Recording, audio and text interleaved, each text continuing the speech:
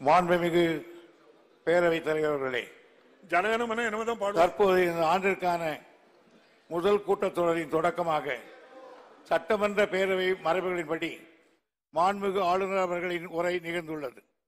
மாண்புமிகு ஆளுநர் அவர்கள் தனது உரையினை வாசித்த பின்னர் பேரவைத் தலைவராகிய தாங்களும் அரசு தயாரித்த உரையின் தமிழாக்கத்தினை அவையில் வாசித்தீர்கள்.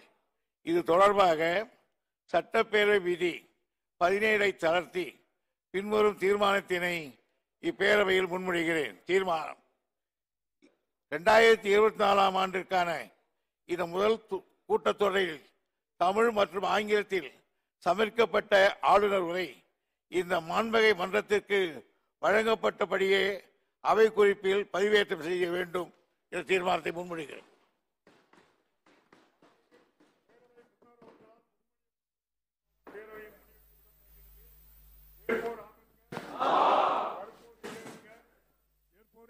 கருதுகிறேன். மறுப்போரே இல்லை என்று கருதுகிறேன். மறுப்போரே இல்லை. தீர்மானம் ஒரு மனதாக நிறைவேறியது.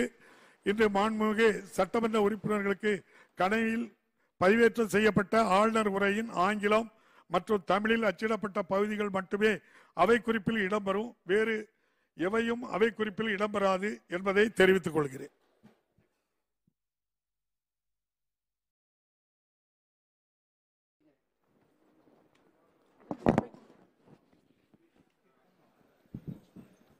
மாண்புமிகு ஆளுநர் அவர்கள் நாட்டுப்பண்ணு இசைத்தல் குறித்து இங்கே ஒரு கருத்தை குறிப்பிட்டார்கள். அது தொடர்பாகவும் பின்வரும் விவரங்களை தெரிவிக்க கடமைப்பட்டுள்ளேன். நாட்டுப்பண்ணு இசைத்தல் குறித்து நம்முடைய மாண்புமிகு ஆளுநர் அவர்கள் எனக்கு கடந்த ஆண்டே கடிதம் எழுதி இந்த பிரச்சனையை ஏற்கனவே தீர்க்கப்பட்டு விட்டது.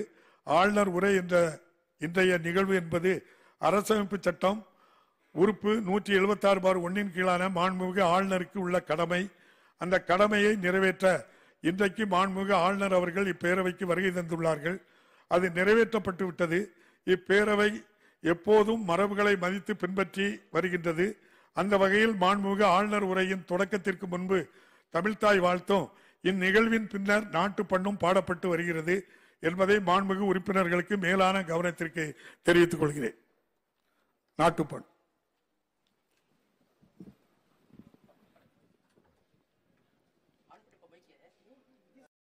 நிறுவனங்களின் மூத்த நிர்வாகிகள், கொள்கை வகுப்பாளர்கள் உள்ளிட்ட பலர் பங்கேற்ற இந்நிகழ்வு தமிழ்நாட்டை உலகளவில் தலைமை நிலைக்கு உயர்த்துவதற்கு உயர்ந்த தளமாக உள்ளது.